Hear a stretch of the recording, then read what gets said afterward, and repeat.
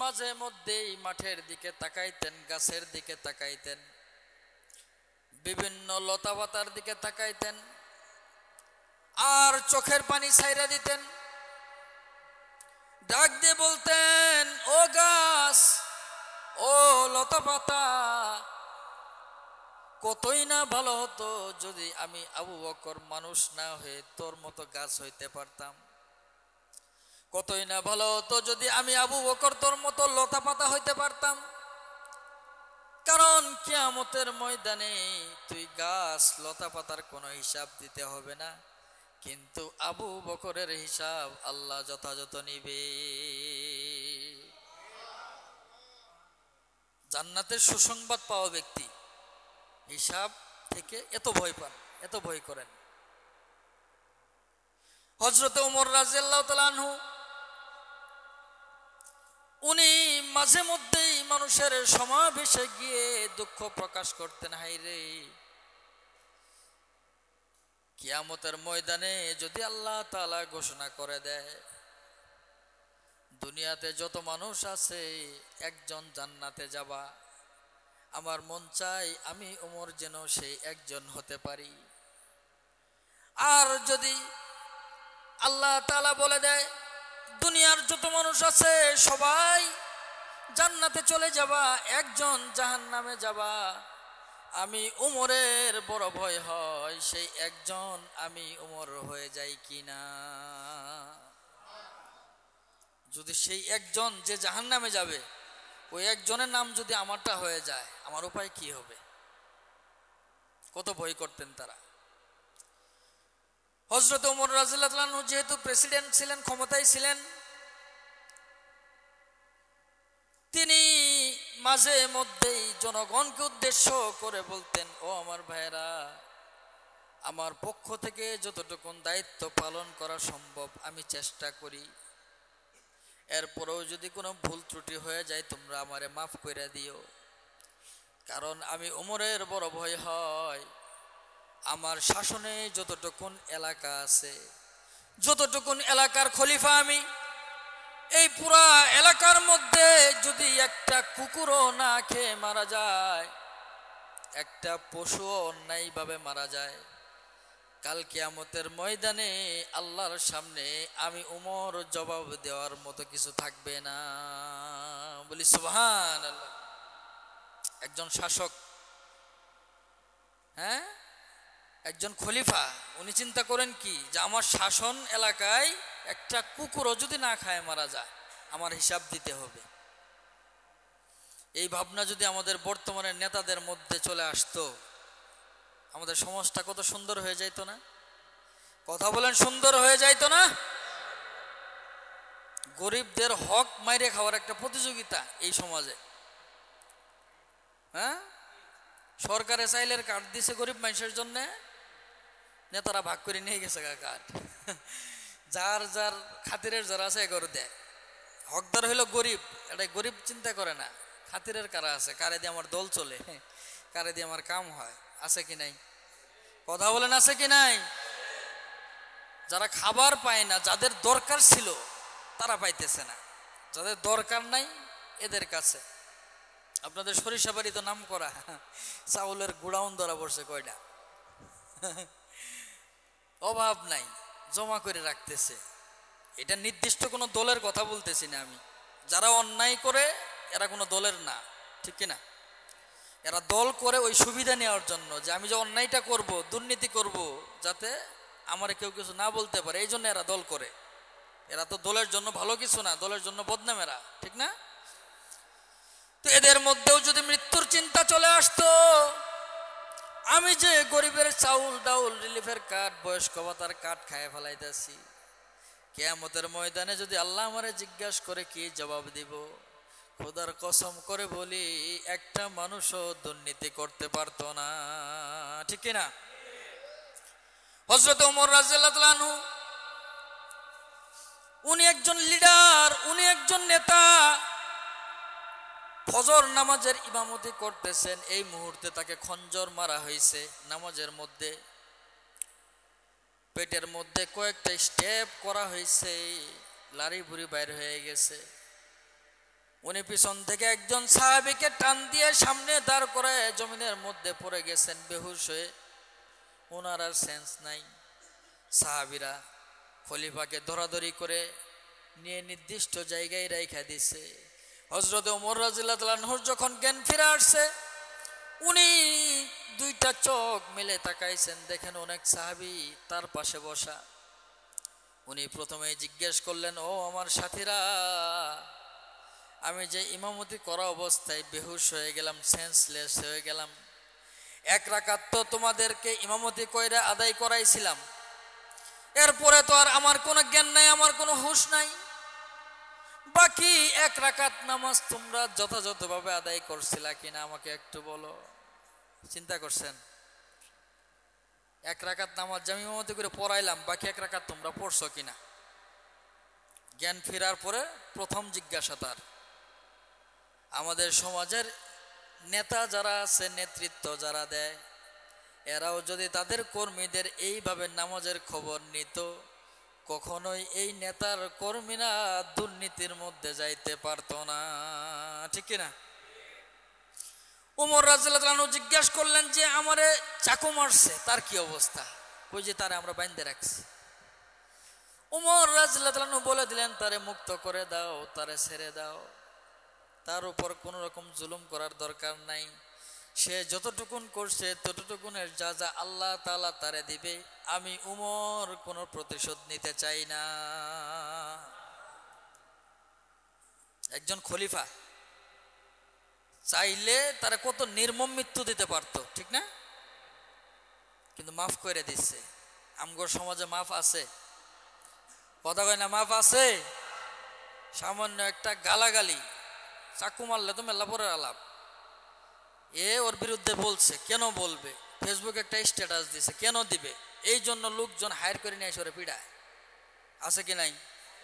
কথা কয় না, আছে কি নাই? ভিন্ন মত সহ্য করার মতো ক্ষমতা আমাদের দেশের নেতাদের এখনো হয় নাই। এরা চায় যে সবাই আমগরে ফেরেস্তা করবো, সবাই আমগরে প্রশংসা করব, ঠিক না? কিন্তু গণতন্ত্রের দাবি কি? সবাই নেতারে প্রশ্ন করবে, নেতা কি করতেছে না করতেছে পুরাটাই জানার অধিকার জনগণের। কারণ মালিক হলো জনগণ। যারা এমপি, মন্ত্রী, মেম্বার, চেয়ারম্যান হয়, এরা মালিক না, এরা হলো কর্মচারী। ওরা কর্মচারী মনে করে নিজেদেরকে? না, ওরাই মনিব, ওরাই মালিক হয়ে গেছে, ঠিক না? অথচ জনগণের টাকায় তাদের বেতন হয়। যাই হোক, তো হযরত ওমর রাদিয়াল্লাহু তাআলা আনহু যখন মৃত্যু শয্যায় বিছানার উপর শোয়ানো সন্তানকে ডাক দিয়ে বললেন, আব্দুল্লাহ, আমরা একটু মাটিতে নামায় দাও। ছেলে জিজ্ঞেস করে, বাবা, আপনি তো এমনিতেই অসুস্থ, শরীর থেকে অনেক রক্তক্ষরণ হয়েছে, মাটিতে কেন? ওমর রাদিয়াল্লাহু তাআলা বললেন যে তোমারে আমি আদেশ করছি, তুমি পালন করো।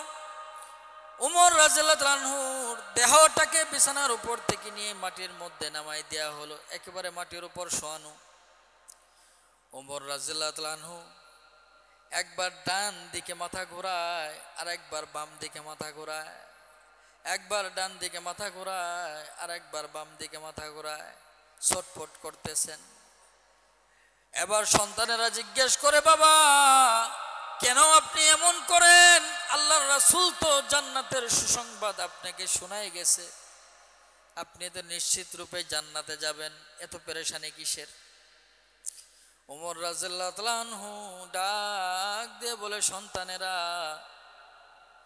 আমি ভয় করতেছি আমার এই দীর্ঘ শাসন আমলের মধ্যে জনগণের যতটুকুন হক ছিল আমি ওমর পুরোটা আদায় করতে পারছি কিনা।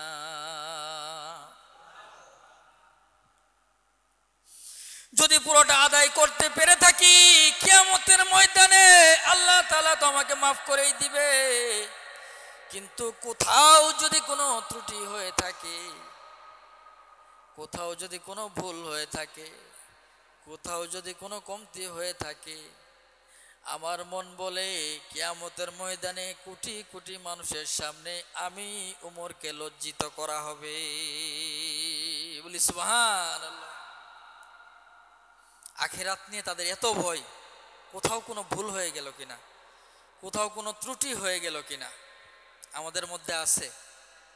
কথা বলেন, আমাদের মধ্যে আছে? আমাদের আমল নামা পুরাটাই ভুলে ভরা, পুরাটাই ভুলে ভরা, আল্লাহর হুকুম মানি না, ঠিক না? আবার যেগুলি নিষেধ আছে ওইগুলির মধ্যে আমরা খুব এক্সপার্ট, নিষেধ কাজ খুব করতে মজা পাই, তাই না? কারণ নিষেধ কাজ করতে গেলে অন্তরের মধ্যে যে মজাটা লাগে, এই মজাটা লাগাই দেয় তো শয়তানে, ঠিক না? মজাটা লাগাই কে? গুনার কাজ করতে উৎসাহিত করে কে? শয়তান। তাহলে যারা গুনার কাজ করে বুঝবেন যারা শয়তানের অনুসারী, শয়তানে ওদেরকে মজা লাগাইতেছে, ঠিক না? এই অবস্থা। তো রাসূলুল্লাহ সাল্লাল্লাহু আলাইহি সাল্লামের কন্যা হযরতে ফাতেমা রাদিয়াল্লাহু তাআলা আনহার যখন মৃত্যু হয়ে যাবে, রাত্রিবেলা ফাতেমা রাদিয়াল্লাহু তাআলা আনহা তার আব্বাকে স্বপ্নে দেখলেন, আল্লাহর রাসূলকে স্বপ্নে দেখলেন। কিন্তু যে বিষয়টা স্বপ্নযোগী দেখতে পারছেন, ঘুম থেকে ওঠার পরে এই বিষয়টা আর তার জামাইকে বলেন নাই, হযরতে আলী রাদিয়াল্লাহু তাআলা আনহুকে বলেন নাই। কেন? উনি স্বপ্নের মধ্যে এমন একটা ইঙ্গিত পাইছেন, যেই কথা আলীর সামনে বর্ণনা করলে আলী আর সেহরি খাইতে পারবে না, আলী আর সেহরি খাইতে পারবে না। উনি চিন্তা করলেন, আমি যেহেতু স্ত্রী, আমি স্ত্রী হিসেবে আমার জামাইকে আমি কষ্ট দিতে পারি না, সারাদিন রোজা রাখতে হবে, যদি সেহরি না খাই রোজা রাখবে কিভাবে? শেষ রাতে আর কোনো কথা বলে নাই, উভয় মিলে একসাথে সেহরি খাইছে।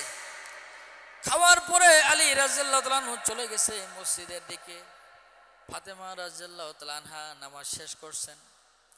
নামাজ শেষ করার পরে ওনার একটা চিরচরিত অভ্যাস ছিল, এশরাক পর্যন্ত ওই জায়নামাজে বসে থাকতেন। এশরাক আদায় করার পরে এরপরে জায়নামাজ থেকে উঠে কাজে যাইতেন। তো আলী রাদিয়াল্লাহু তাআলা আনহু মসজিদ থেকে বাসায় ফিরে আসার পরে জায়নামাজের দিকে তাকায় দেখে ফাতেমা নাই। উনি খোঁজাখুঁজি করতেছেন, ফাতেমা কোথায়? খুঁজতে খুঁজতে গিয়ে দেখেন রান্নাঘরের ফাতেমা বইসা আছে। উনি খেয়াল করে দেখলেন বিভিন্ন পাত্রের মধ্যে অনেকগুলো কাপড় ভিজানো, আবার বোলের মধ্যে অনেকটুকুন ময়দা, অনেকটুকুন আটা খামিরা করে রাখা হয়েছে। ঘর বাড়ি ঝাড়ু দেয়া পরিষ্কার। আলী রাদিয়াল্লাহু তাআলা আনহুর অবাক লাগলো, বিয়ের পর থেকে আজ পর্যন্ত কোনোদিন ফাতেমাকে ইশরাকের আগে যাই নামাজ থেকে উঠতে দেখি নাই, আজকে কেন হঠাৎ করে উঠে গেছে? এতগুলি কাপড় কেন পানিতে ভিজাইলো? এতগুলি খামিরা কেন তৈরি করলো? ফাতেমার তো শরীর ভালো না, কয়েকদিন যাবৎ দুর্বল শরীর নিয়ে শুয়ে আছে, শরীরের মধ্যে প্রচন্ড রকম জ্বর, অসুস্থ অবস্থায় এত কাজ কেন? জিজ্ঞেস করে, ফাতেমা আজকে তোমার নিয়মের মধ্যে পরিবর্তন দেখতেছি, ব্যাপার কি আমার একটু খুইলা কও। ফাতেমা রাদিয়াল্লাহু তাআলা আনহা ডাক দিয়ে বলেন, প্রাণের স্বামী আমার, আজকে রাত্রি বেলায় আমি স্বপ্ন যুগে দেখতে পারলাম আমার আব্বা জান আমার ঘরের মধ্যে চলে আসছে। দু জাহানের সর্দার আমার ঘরের মধ্যে এসে কি যেন খুঁজতেছে। একটু পরে আমি ফাতেমা ডাক দিলাম, আব্বা জান কি খুঁজেন ঘরের মধ্যে? রাসূলুল্লাহ সাল্লাল্লাহু আলাইহি সাল্লাম ডাক দিয়ে বলে, ফাতেমা আমি তো তোমাকেই খুঁজতেছিলাম, তোমার সাথে একটু কথা ছিল। ফাতেমা বলে, আমি ডাক দিলাম, আব্বাজান বলেন কি কথা? আল্লাহ রাসূল আমারে ডাক দে বলে, মা আজকে তো তুমি সেহরি করবা তোমার জামাই আলীর সাথে, আজকে তো তুমি সেহরি খাবা তোমার স্বামী আলীর সাথে, কিন্তু মনে রাখো আজকের ইফতার করবা তুমি তোমার বাবা আমি রাসূলের সাথে। স্বপ্নে ফাতেমা রাদিয়াল্লাহু তাআলা আনহা যখন বলতেছিলেন, প্রাণের স্বামী আমার, আমার আব্বা বলছে আপনার সাথে যেহেতু আজকে আমি সেহরি খাইলাম, ইফতারটা আপনার সাথে আর হবে না, জীবনের শেষ সাহরি এটা, ইফতারটা যেহেতু আব্বার সাথে হবে, আব্বা তো বেঁচে নাই, আব্বা তো মারা গেছে, যদি আব্বার সাথে ইফতার করতে হয় আমারেও তো মারা যাইতে হবে, জীবিত থাইকে সম্ভব না। হযরত আলী রাদিয়াল্লাহু তাআলা নূর চোখ দিয়ে পানি পড়া শুরু হয়ে গেছে। ফাতেমা, আমরা তো সকালবেলা কিছু বললা না। ফাতেমা ডাক দে বলে, প্রাণের স্বামী আমার, যদি সেহরির আগেই বলতাম আপনি কি সেহরি করতে পারতেন?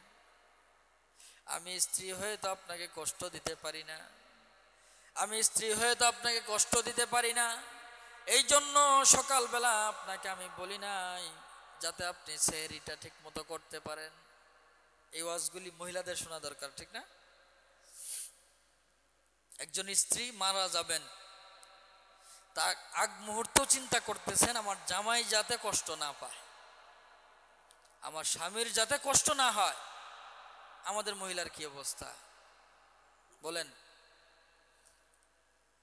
এবার যখন দিন চলে যাচ্ছে, দুপুর গড়িয়ে গেল, বিকাল চলে আসলো, ফাতেমার শরীর আস্তে আস্তে আস্তে আস্তে একেবারে নিস্তেজ হয়ে যাইতেছে, আর শক্তি নাই, উনি উঠতে পারেন না, দাঁড়ায় থাকতে পারেন না। হযরতে আলী রাদিয়াল্লাহু তাআলা আনহুর মাথার উপর, কুলের উপর ফাতেমার মাথা রাখা। ফাতেমা রাদিয়াল্লাহু তাআলা আনহা ডাক দিলেন, প্রাণের স্বামী আমার, আমি হয়তোবা কিছুক্ষণের মধ্যেই মৃত্যুবরণ করব, চলে যাব পরপারে। এই মুহূর্তে আপনার কাছে আমি 4টা আরজি করে যাইতে চাই, 4টা ওসিয়ত করে যাইতে চাই। যদি আপনি আমাকে কথা দেন আমার ওসিয়তগুলি পুরা করবেন, আমি ফাতেমা বড় তৃপ্তির সাথে মৃত্যুবরণ করতে পারবো। কথা বোঝা যায়? আলী রাদিয়াল্লাহু তাআলা আনহুর চোখ দিয়ে পানি পড়া বন্ধ হয় না। দীর্ঘ সময় দাম্পত্য জীবনে ছিল দুইজন, কখনো কাউকে কিছু বলতে হয় নাই। একজনের চাহিদা আর একজন বুঝতো, কার কখন কি লাগবে বলার আগে আর একজন কইরা দিত। আজকে সেই প্রিয়তমা চলে যাচ্ছে পরপারে। আলী জিজ্ঞাসা করলেন, বলো তোমার কি ওসিয়ত? হযরতে ফাতেমা রাদিয়াল্লাহু তাআলা আনহা ডাক দিয়ে বলেন, প্রাণের স্বামী আমার, এই মৃত্যুর আগ মুহূর্তে আমার মনের মধ্যে বড় ভয় হয়। আব্বা তো আমাকে আপনার কাছে বিয়ে দিছিলেন অল্প বয়সে, আমি ছোট ছিলাম, আপনার সমস্ত চাহিদা সম্পর্কে বোঝার সক্ষমতা আমার ছিল না।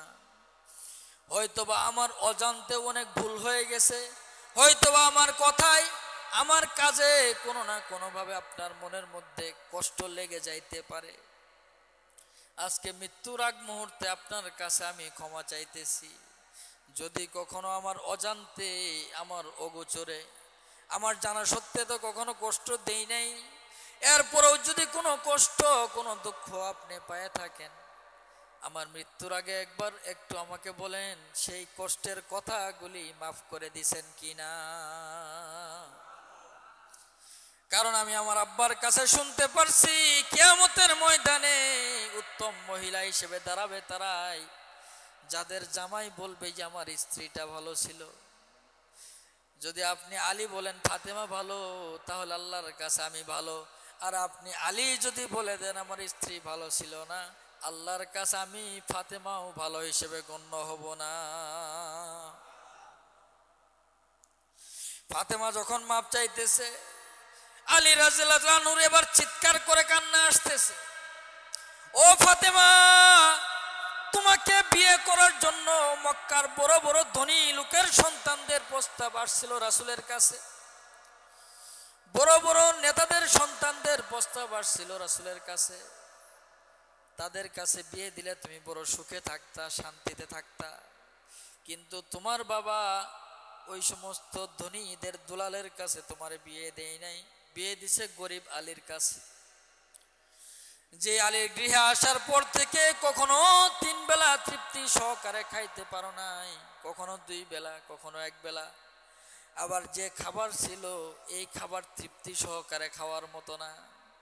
তোমার কোনো চাহিদাই তো আমি পুরা করতে পারি নাই, ভালো মানের কোনো কাপড় দিতে পারি নাই, ভালো মানের কোনো প্রসাধনী তোমাকে দিতে পারি নাই, অসুস্থ হয়ে গেলে ভালোভাবে চিকিৎসাও করতে পারি নাই। আমার অভাব, আমি গরিব।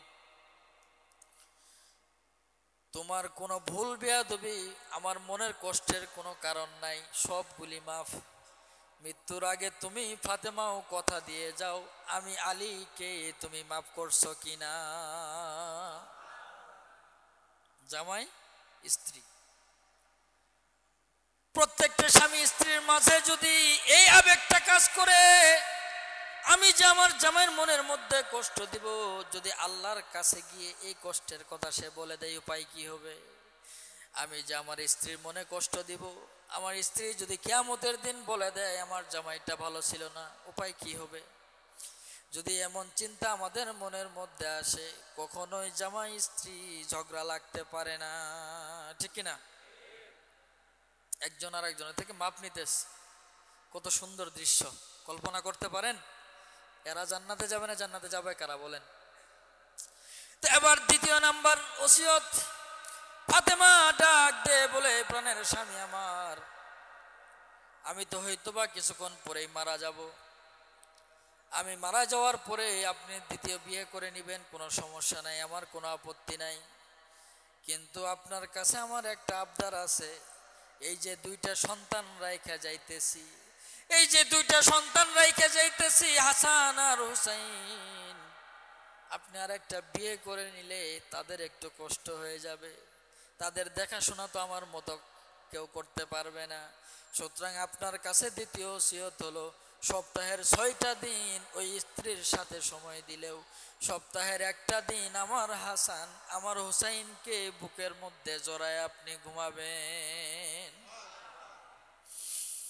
একজন মা তার সন্তানের প্রতি কতটা লক্ষ্য রাখলে, কতটা ভালোবাসলে মৃত্যুর মুহূর্তে তার জামাইকে ওসিয়ত করে যাইতে পারে, সপ্তাহে একটা দিন হলেও সন্তানগুলির আদর দিয়েন।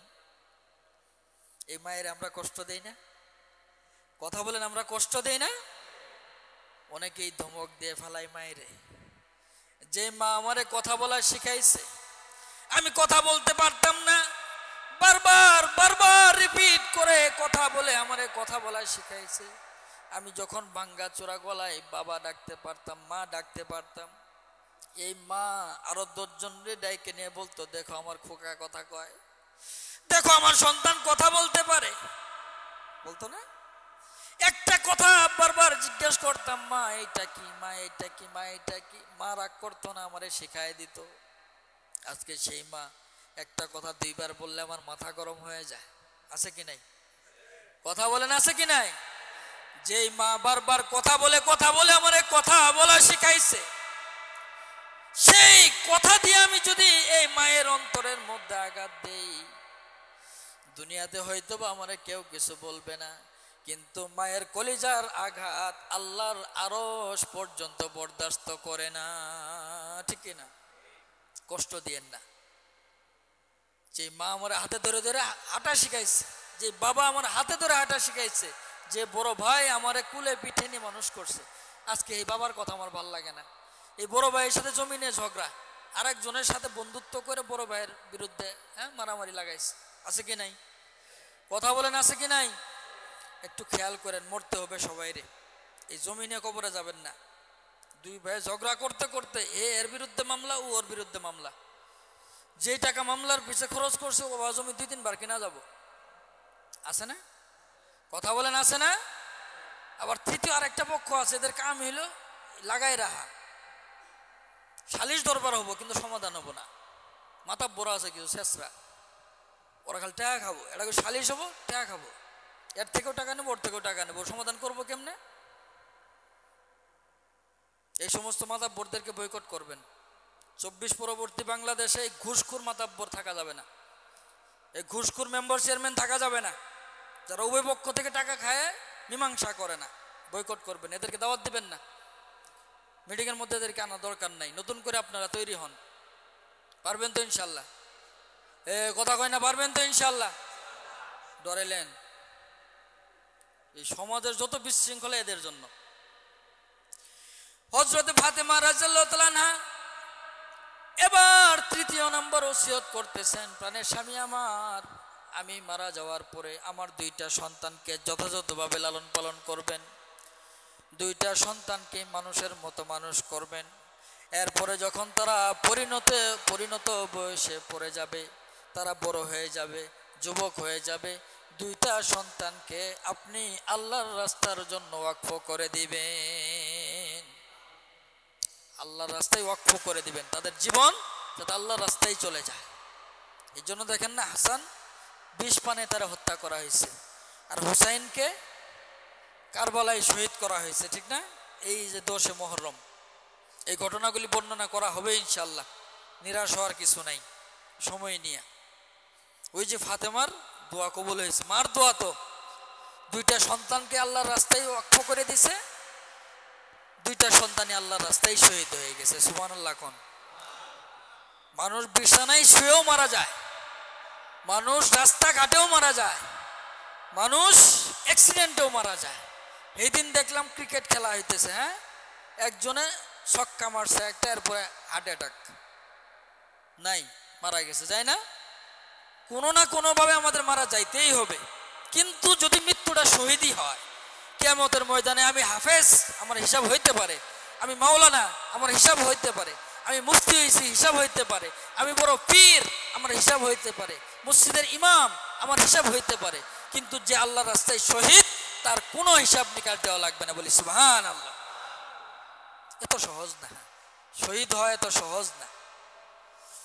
এরপরে ৪ নম্বরের ওসিয়ত হযরতে ফাতেমা রাদিয়াল্লাহু তাআলা আনহা ডাক দিয়ে বলেন, প্রাণের স্বামী আমার, আমি মারা যাওয়ার পরে সর্বশেষ আপনার কাছে যে আরজি, আমাকে যত দ্রুত সম্ভব গোসল করায়, আমারে যত দ্রুত সম্ভব প্রস্তুত কইরা রাতের মধ্যেই দাফন কইরা দিবেন, কোন রকম সময় ক্ষেপণ করবেন না। আলী ডাক দিয়ে বলে, প্রিয়তমা, তুমি তো দু জাহানের সর্দার রাসূলের মেয়ে, তোমার মৃত্যুর খবর মক্কার শহরের মধ্যে চলে যাবে, সমস্ত সাহাবীরাই আসবে তোমার জানাজায়। ফাতেমা ডাক দিয়ে বলে, প্রাণের স্বামী আমার, আমার মৃত্যুর খবর কাউকে দেওয়ার দরকার নাই, কারণ যখনই সাহাবীরা আমার জানাজায় আসবে, আমার যে সারা জীবনের একটা সাধনা ছিল পর্দা করা, আমার বুদ্ধি হওয়ার পর থেকে নিয়ে আজ পর্যন্ত পরপুরুষ আমার চেহারা দেখে নাই, আমি চাই না মৃত্যুর পরেও সাহাবীরা এসে আমার লাশটা দেখুক। সাহাবীরা যখন আমার লাশের দিকে তাকাবে, তারা অনুমান করতে পারবে রাসূলের মেয়ে এই পরিমাণ লম্বা ছিল, রাসূলের মেয়ে এই পরিমাণ মোটা ছিল, এরকম স্বাস্থ্য ছিল। মৃত্যুর পরেও যাতে তারা আমাকে নিয়ে, আমার দেহকে নিয়ে চিন্তা করতে না পারে, এই জন্য যত দ্রুত সম্ভব আমারে দাফন করে দিবেন।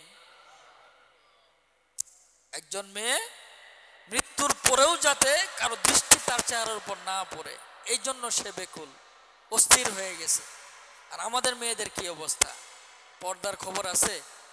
কথা বলেন, পর্দার খবর আছে? ফাতেমা রাদিয়াল্লাহু তাআলা আনহার মৃত্যু হয়ে গেল, সব কিছু প্রস্তুত।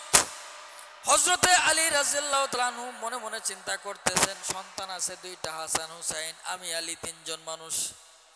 লাশ ওঠানোর জন্য, খাট ধরার জন্য তো আরেকজন ব্যক্তি দরকার, 4 কর্নারে 4 জন ধরতে হবে না? আরেকজনকে কোথায় পাবো?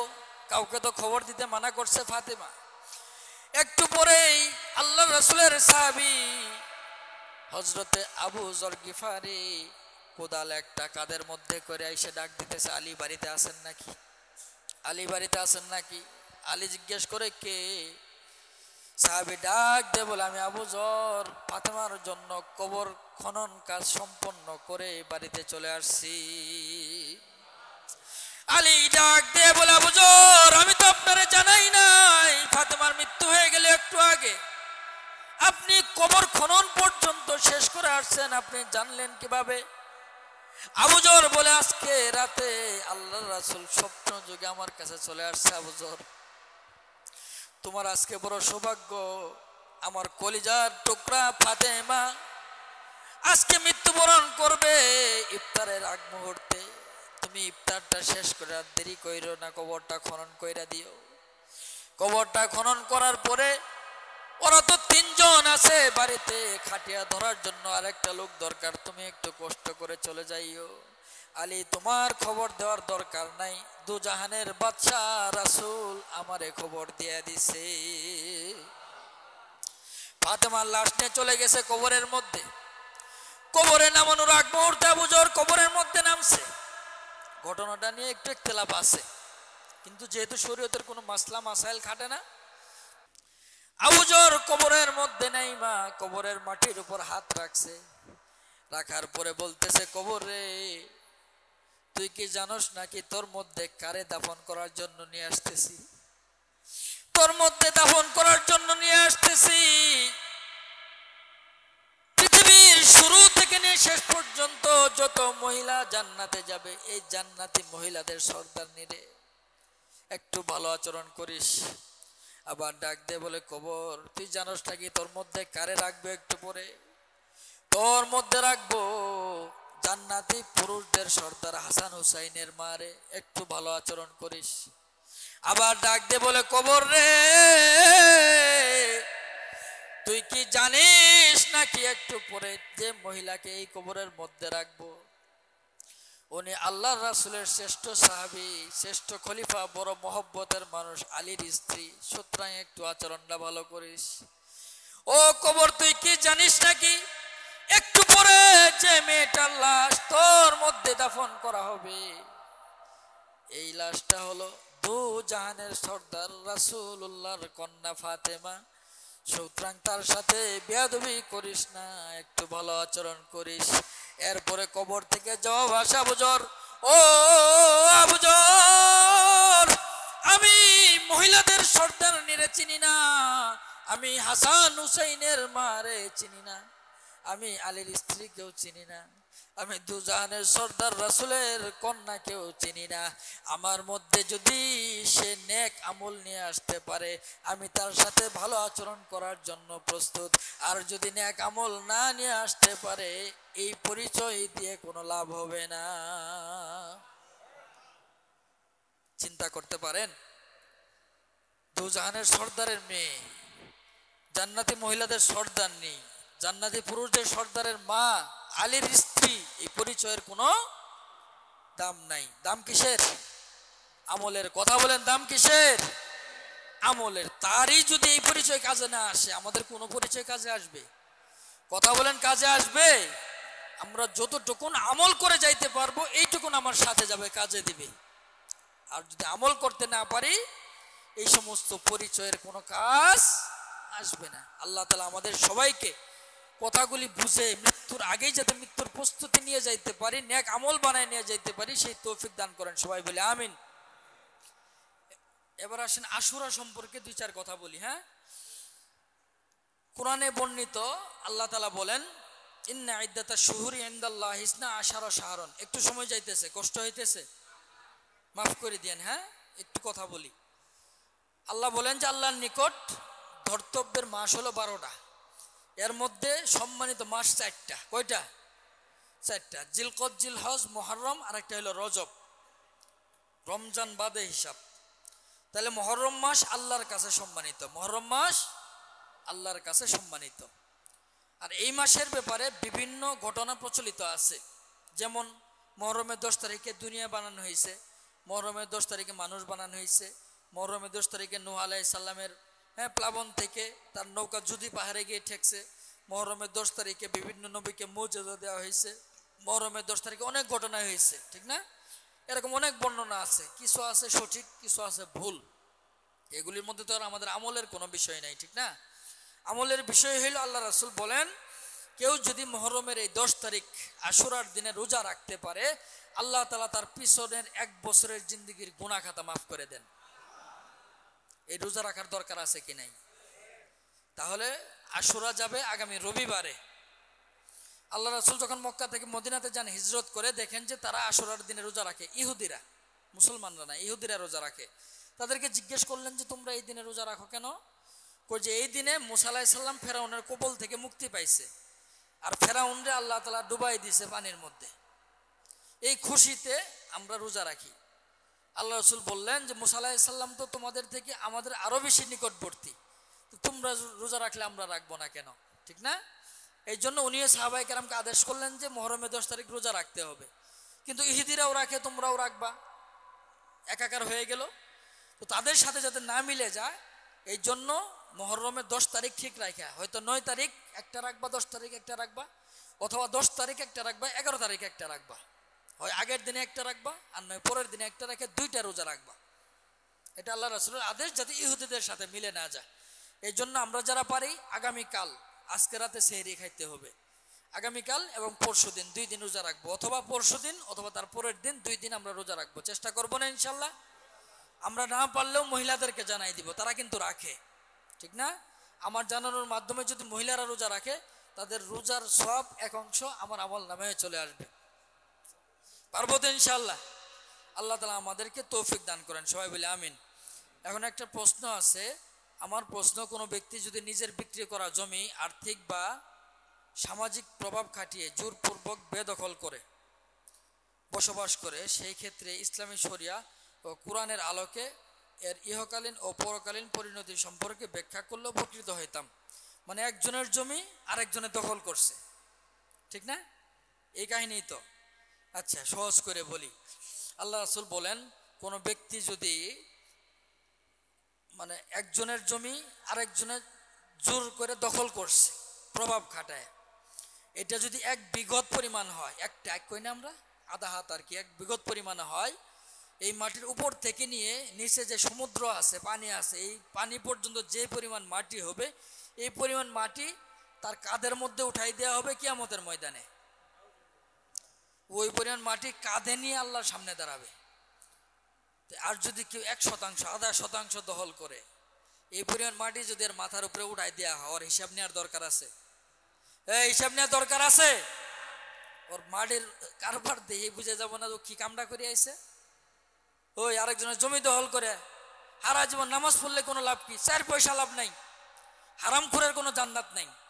যে হারাম খাবে, গুজিয়া বিল হারাম লা ইয়াদখুলুল জান্নাতা জাসাদুন গুজিয়া বিল হারাম, আল্লাহ রাসূলের হাদিস। যে ব্যক্তির শরীর গঠন হয় হারাম দিয়ে, সেই ব্যক্তির এই শরীর কখনো জান্নাতে প্রবেশ করবে না।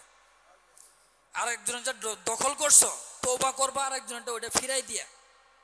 তুমি জমি দখল করে হারা জীবন খায় খুয়ে শেষ বয়সে যা চিল্লা দেয়, হজ করে আসে, মসজিদ থেকে বাইরে হয় না, 4 পয়সা লাভ নাই। আগে হক ফিরাই দিতে হবে। যার জমি খাইছো জমি ফিরাই দিতে হবে, যার থেকে সুদ নিছো সুদ ফিরাই দিতে হবে, যার থেকে ঘুষ নিছো ঘুষ ফিরাই দিতে হবে। এরপরে তুমি তওবা করোগা। বান্দার হক রাখে আল্লাহ কখন বান্দার হক মাফ করবেন না। বুঝাইতে পারছি? এত সুফি হওয়ার দরকার নাই, আগে ভালো হও।